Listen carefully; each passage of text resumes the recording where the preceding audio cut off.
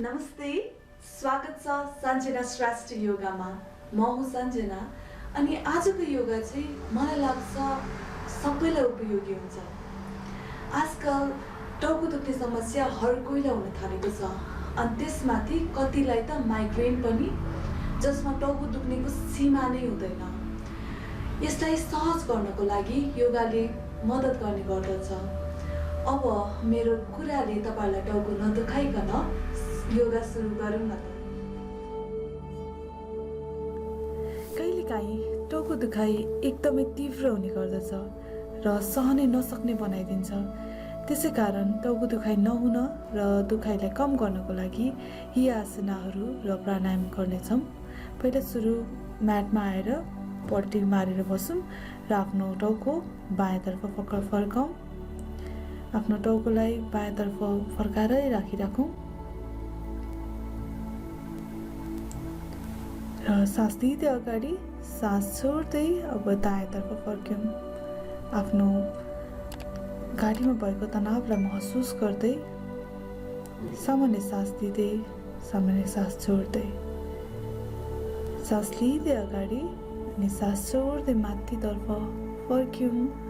आफ्नो अगाडिको घाँटीलाई तन्काउँ।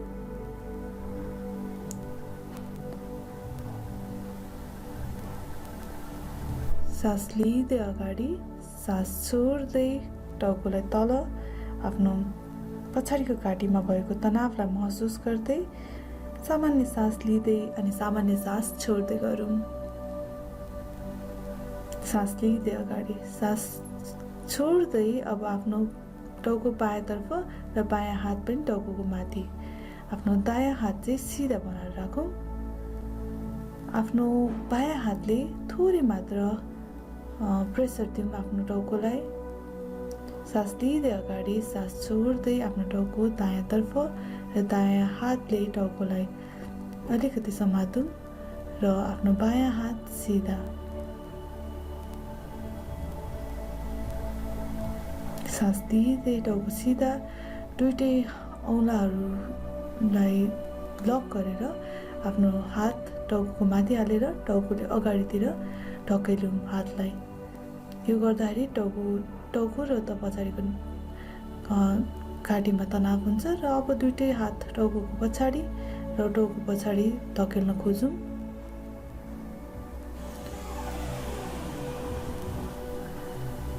दुईटै हात छोडेर तल राखौँ। अब टाउकोलाई हामी घुमाउँछौँ 3 राउन्ड एक साइडमा, 3 राउन्ड अर्को साइडमा। सास लिँदै माथि, सास छोड्दै तल, बिस्तारै गरौँ। सास लिँदै माथि, सास छोड्दै तल गरेर फेरि एकचोटि सास लिँदै माथि अनि सास छोड्दै तल। अब हामी अर्को साइडमा गरौँ न। सास लिँदै टाउकोलाई बिस्तारै माथि, सास छोड्दै तल, सास लिँदै माथि, सास छोड्दै तल। एकचोटि फेरि सास लिँदै माथि, सास छोड्दै तल। अब हामी आफ्नो दायाँ हातको चोरी औँलाले आफ्नो आँखा भुइँको बिचतिर अलिकति प्रेसर दिउँ, थिचिराखौँ त्यहाँ आँखा बन्द गरेर।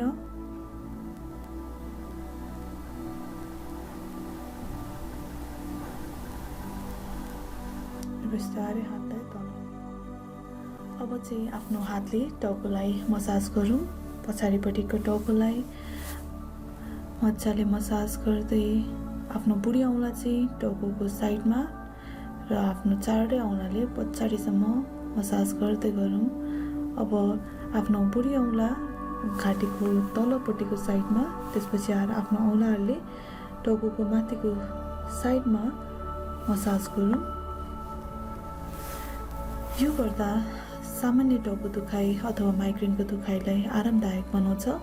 टाउको र घाँटीको परिसञ्चालनमा पनि सुधार ल्याउँछ। अब दुईटै हात तल, यसपछि आफ्नो खुट्टाहरूलाई फटाउँ। दायाँ खुट्टालाई कुम्चाएर बायाँ खुट्टा मात्र सिधा र आफ्नो जिउ पनि बायाँतर्फ दुईटै हातले आफ्नो बायाँ खुट्टालाई समातौँ अनि आफ्नो टाउको तल आफ्नो घुँडातर्फ जानु शीर्षासनमा। एकछिन यसमै बसिराखौँ। जानु शीर्षासनाले मस्तिष्कलाई शान्त गर्छ, चिन्ता, थकान र टाउको दुखाइलाई पनि राहत दिने गर्दछ।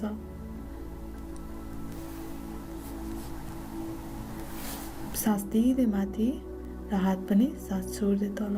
अब दायाँ खुट्टालाई सिधा बनाउने र बायाँ खुट्टालाई चाहिँ खुम्चाउने। आफ्नो जिउ दायाँतर्फ र सास छोड्दै दायाँ खुट्टाको तर्फ लगौँ। आफ्नो टाउको चाहिँ आफ्नो दायाँ घुँडामा। यहाँ बसिराख्दाखेरि सामान्य सास लिने, सामान्य सास छोड्ने। सकेसम्म जहाँ बसिरहेको छौँ त्यहाँ स्थिर भएर बसौँ। हामीलाई थाहा छ स्थिरम सुखम आसनम, जहाँ छ त्यहाँ स्थिर भएर आसनाले काम गर्न दिउँ। सास लिँदै टाउको माथि, सास छोड्दै हात तल। अब दुईटै खुट्टा जोडेर त्यसपछि सँगै ल्याउँ र सास लिँदै हात माथि, सास छोड्दै जिउलाई तल, हातले खुट्टामा समात्ने र टाउकोले चाहिँ आफ्नो घुँडातर्फ छुन खोज्ने। जतिसम्म जान्छ त्यतिसम्म पश्चिमोत्तानासनामा। यो आसनाले मेरुदण्ड, कुम र ह्यामस्ट्रिङलाई तन्काउँछ। त्यसको साथै मस्तिष्कलाई शान्त गर्छ अनि तनाव मुक्त गरी टाउको दुखाइलाई कम गर्न सहयोग गर्दछ। यो आसनामा ह्यामस्ट्रिङहरूमा भएको तनावलाई महसुस गर्दै सामान्य सास लिँदै सामान्य सास छोड्दै बस्ने। अब सास लिँदै माथि दुईटै हात। अब यसपछि गौमुख आसनाको लागि आफ्नो बायाँ खुट्टा तल अनि दायाँ खुट्टा त्यसको माथि, घुँडाहरू एक अर्काको माथि हुनु पर्यो। यसपछि आफ्नो बायाँ खुट्टा तल छ, त्यही भएर आफ्नो बायाँ हात पनि तल र दायाँ हात त्यसको माथि हालेर नमस्ते बनाऊँ ट्विस्ट गरेर। सास लिउँ अनि सास छोड्दै तलतिर आफ्नो पेटले चाहिँ घुँडातिर छौँ र हात बाहिर घुँडाभन्दा बाहिर हुनु पर्यो। सामान्य सास लिँदै र छोड्दै बसौँ। गौमुख आसना, जसमा हात चाहिँ गरुडासनाको छ।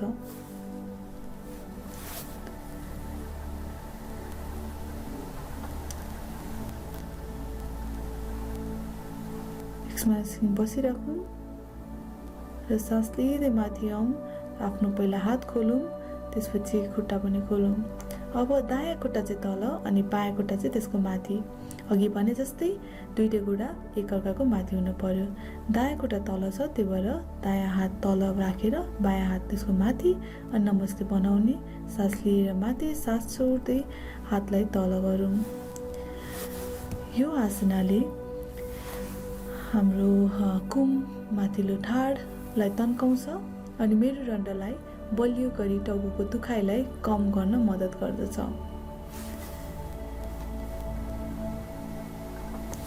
अब सास लिँदै माथि आउँ, हातलाई खोलौँ अनि दुईटै खुट्टालाई पनि खोलौँ। यसपछि दुईटै खुट्टालाई भित्र राखेर त्यसपछि आफ्नो शरीरलाई तल म्याटतर्फ लगौँ। आफ्नो हत्केला माथितिर फर्काएर बालासनामा बसिराखौँ।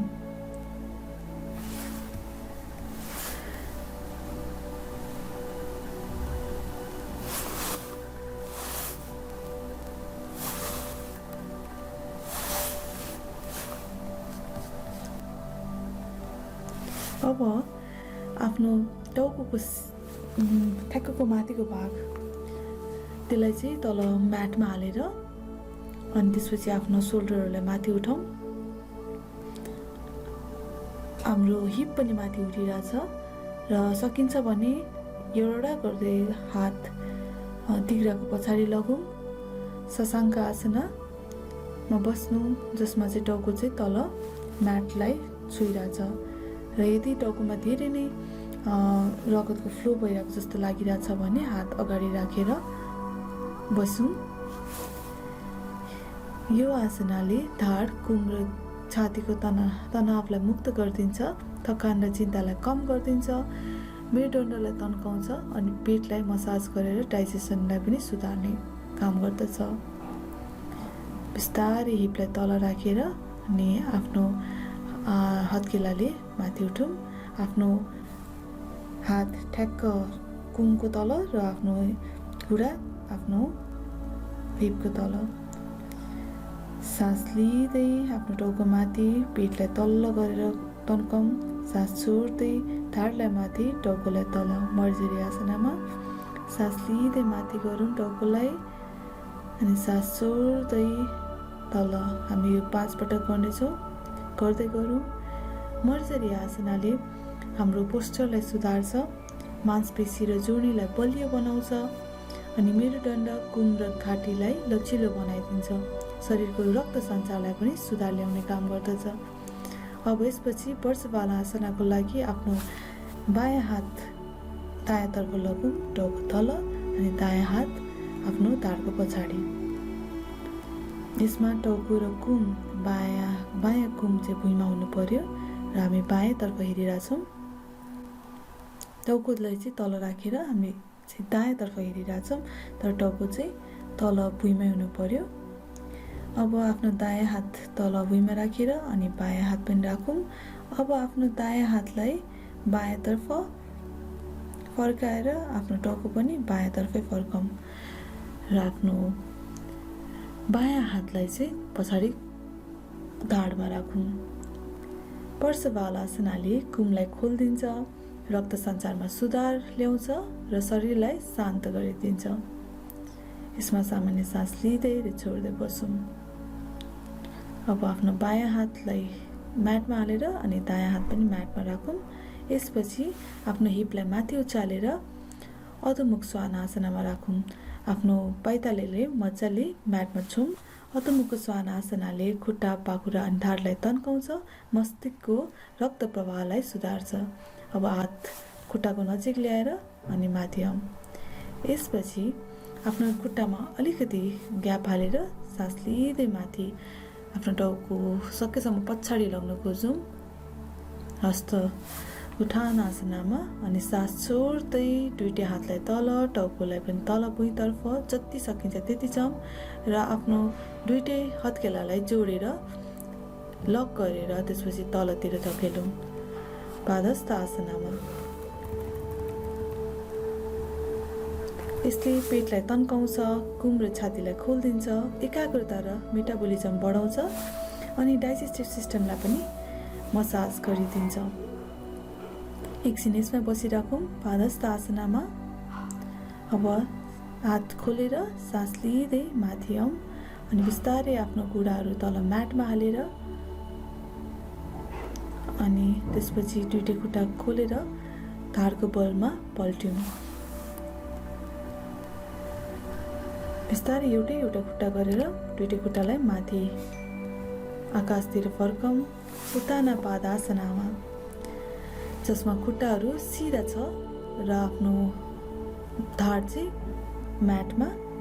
यसले खुट्टा र हिपलाई बलियो बनाउँछ, पाखुरा र कुमलाई तन्काउँछ, मेरुदण्डलाई लचिलो र पेटलाई घटाउनमा मद्दत गर्दछ।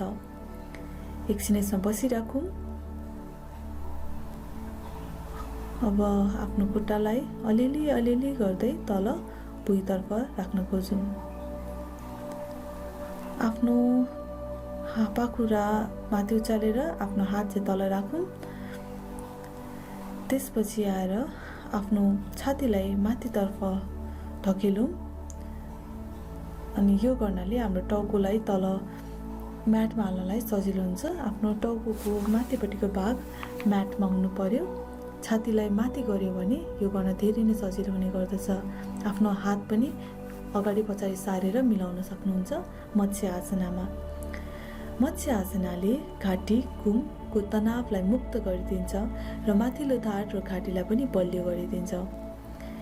यो आसनामा एकछिन बसौँ।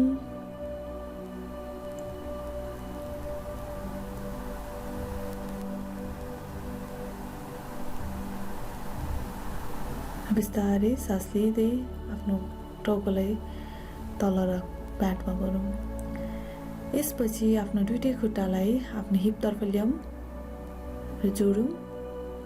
सास लिँदै अनि हिपलाई माथितर्फ उचालौँ। हातलाई त्यतिकै तल हाले पनि भयो, नभए दुईटा हातलाई जोडेर हिपको ठ्याक्क तल सकेसम्म आफ्नो हिपलाई माथिसम्म उचालौँ। सेतुबन्ध आसनामा। यो आसनाले छाती, घाँटी, मेरुदण्ड र हिपलाई तन्काउँछ अनि तनावलाई मुक्त गरिदिन्छ। डाइजेसनलाई सुधार्दै मस्तिष्कलाई शान्त बनाउने काम गर्दछ। एकछिन यसमै बसिराखौँ अनि त्यसपछि सामान्य सास लिँदै सामान्य सास छोड्दै बिस्तारै आफ्नो हिपलाई तल हालौँ।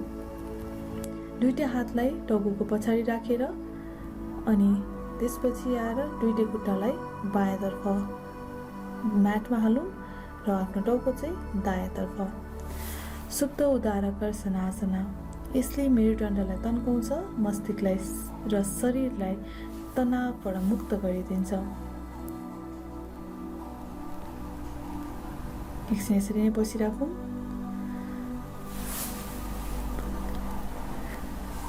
सास लिँदै दुईटै खुट्टालाई सिधा, सास छोड्दै दुईटै खुट्टालाई दायाँतर्फ र आफ्नो टाउकोलाई चाहिँ बायाँतर्फ। यो गर्दाखेरि हाम्रो पुरै शरीरमा तन्केको महसुस गर्नुहुन्छ। यो गर्दाखेरि टाउकोमा भएको दुखाइ पनि कम भएको महसुस गर्न सक्नुहुन्छ तपाईहरूले।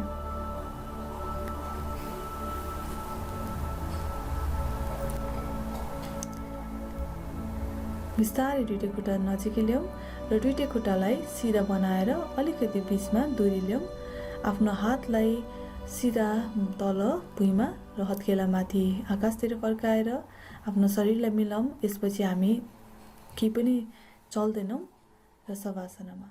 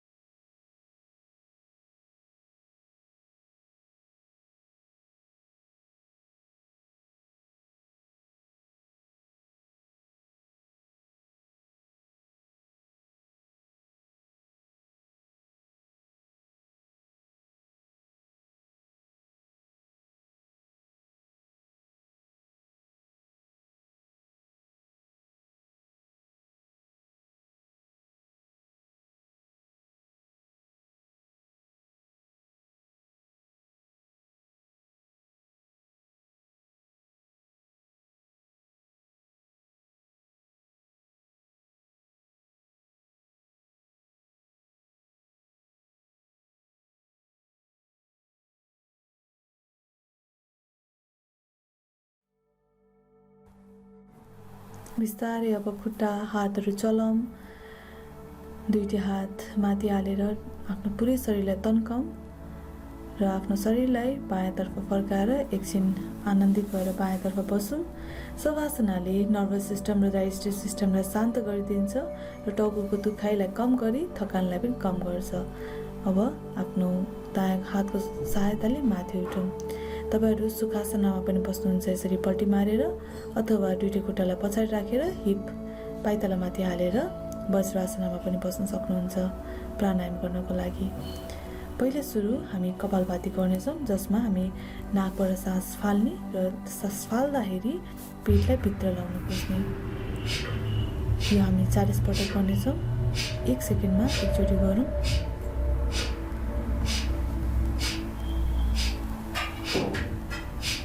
यसमा सकेसम्म आँखा बन्द गरेर पेटलाई भित्रसम्म लाउन खोज्नु। गर्दै गरौँ। कपालभातीले डाइजेस्ट सिस्टमलाई सुधार्छ, एकाग्रता बढाउँछ अनि मस्तिष्कलाई ऊर्जा प्रदान गर्दछ।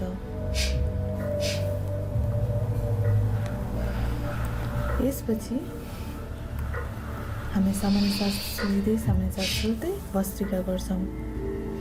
सास लिँदै हात माथि, सास छोड्दै मुठी बनाएर तल। यो गर्दै गरौँ।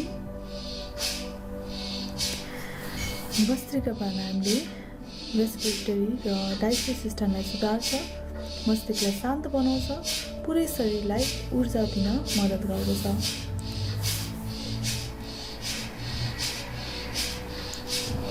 सकेसम्म छिटो छिटो गर्न खोज्छौँ।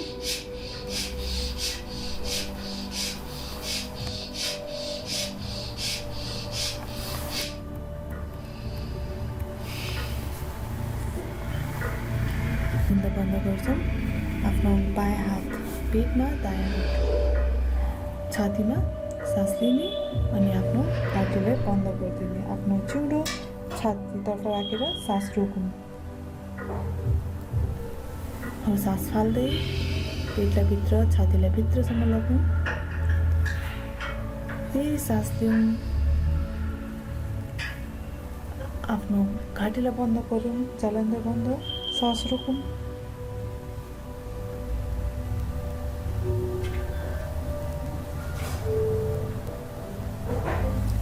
यसपछि फेरि सास छोडौँ, छाती र पेटलाई भित्रसम्म लगौँ।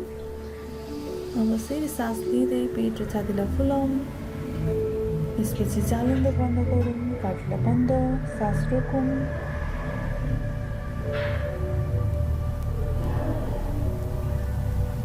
र सास छोड्दै पेट र छातीलाई भित्र। जालन्धर बन्दले थाइरोइड ग्ल्यान्डको मेटाबोलिज्म क्रियामा सुधार ल्याउँछ, मेरुदण्डलाई तन्काउँछ। यसपछि भ्रामरी प्राणायाम। यसको लागि आफ्नो हातले कानलाई बन्द गर्ने, आँखा पनि बन्द गरौँ। 5 पटक गर्नेछौँ। सास लिने,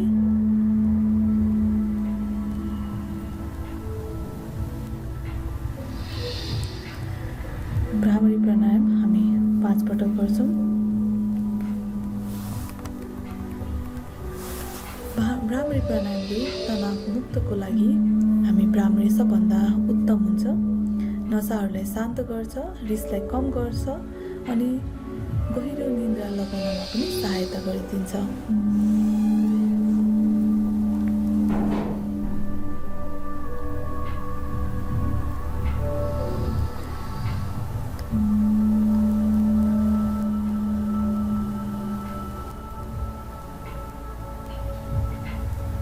पाँच पटक गर्नु भइसकेको भए दुईटा हातलाई तल राखेर अनि छातीको अगाडि राखेर हात जोडौँ।